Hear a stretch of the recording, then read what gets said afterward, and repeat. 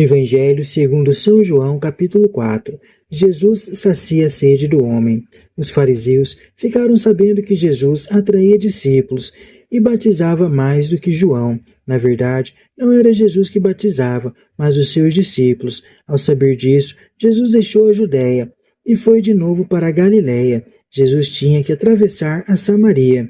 Chegou então a uma cidade da Samaria chamada Sicar, perto do campo que Jacó tinha dado ao seu filho José.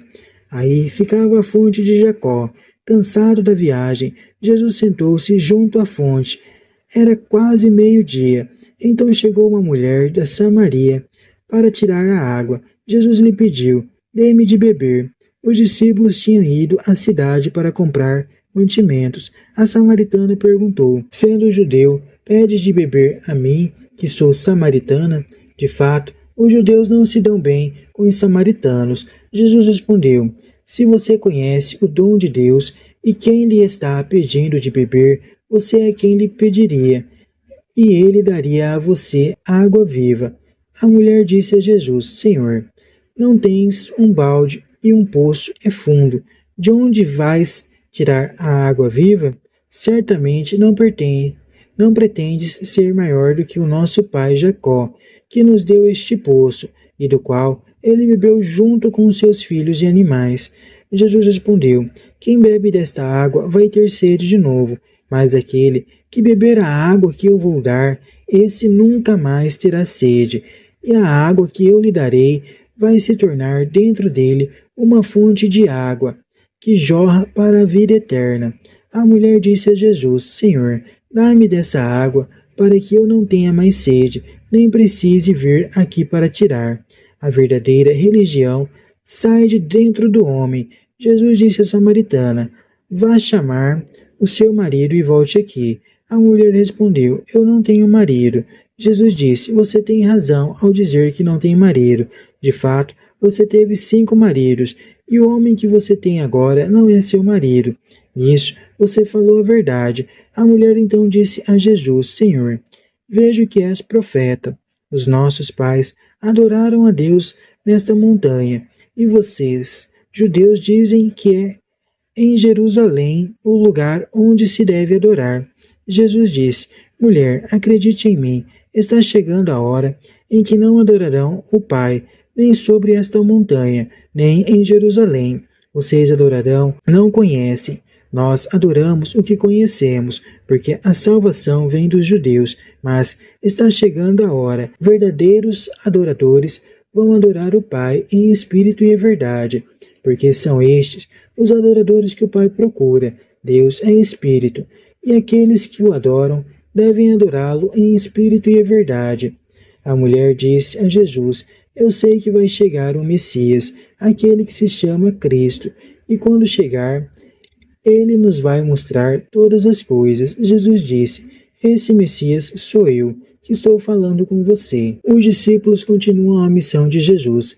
Nesse momento, os discípulos de Jesus chegaram e ficaram admirados de ver Jesus falando com uma mulher, mas ninguém perguntou o que ele queria ou por que ele estava conversando com a mulher.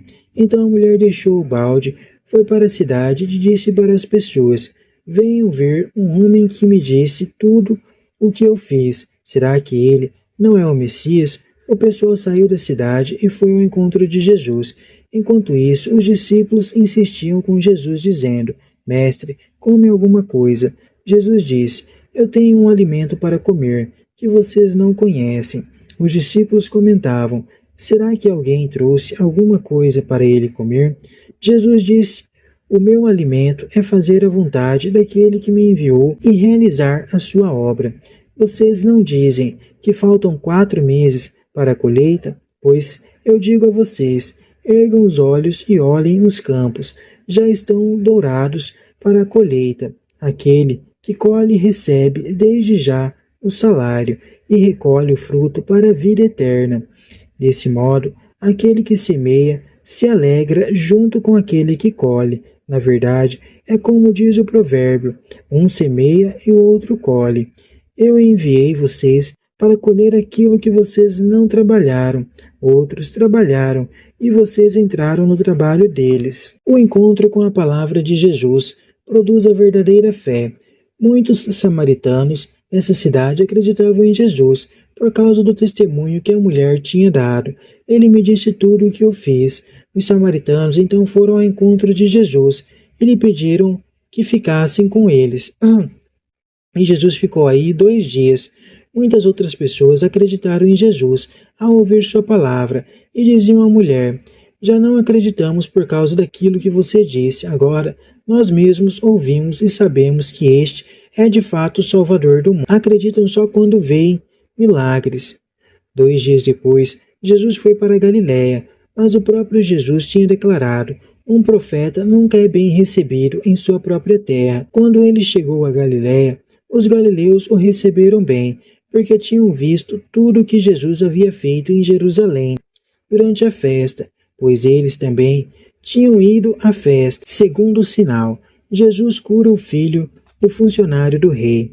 A fé na palavra de Jesus produz vida. Jesus voltou para Caná da Galiléia, onde havia transformado a água em vinho. Ora, Cafarnaum havia um funcionário do rei que tinha um filho doente. Ele ouviu dizer que Jesus tinha ido à Judéia, para a Galiléia. Saiu ao encontro de Jesus e lhe pediu que fosse a Cafarnaum curar seu filho que estava morrendo. Jesus disse: se vocês não veem sinais e prodígios, vocês não acreditam. O funcionário do rei disse: Senhor, desce antes que meu filho morra. Jesus disse-lhe: pode ir, seu filho está vivo. O homem acreditou na palavra de Jesus e foi embora. Enquanto descia para Cafarnaum, seus empregados foram ao encontro e disseram: seu filho está vivo.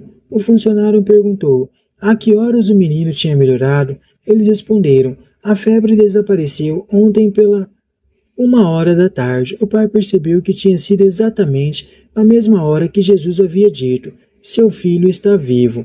Então ele acreditou, juntamente com toda a sua família.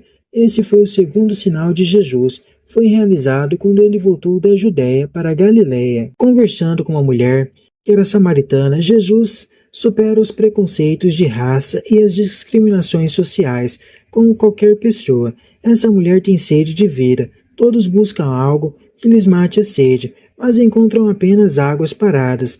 Jesus traz água viva, corrente, e faz com que a fonte brote de dentro de cada um. Enquanto os judeus adoravam a Deus no templo de Jerusalém, os samaritanos o adoravam no templo do Monte Garazim. Jesus supera o nacionalismo religioso, mostrando que Deus quer ser adorado na própria dimensão da vida humana. A própria vida dedicada ao homem dos outros, como a de Jesus, é o verdadeiro culto a Deus, a adoração em espírito e verdade. Deus está presente na família humana e não quer que os homens separem religião e vida. Com a sua palavra e ação, Jesus realiza a obra do semeador. Todos os que fazem a experiência de Jesus partem para anunciá-lo, como a samaritana, provocando a vinda do povo. A vontade do Pai é reunir a humanidade em torno de Jesus. Cabe aos discípulos continuar essa tarefa, iniciada pelo próprio Jesus. Os judeus se consideravam escolhidos por Deus, mas não compreenderam e não aceitaram a mensagem de Jesus. O obrigaram a sair da Judéia.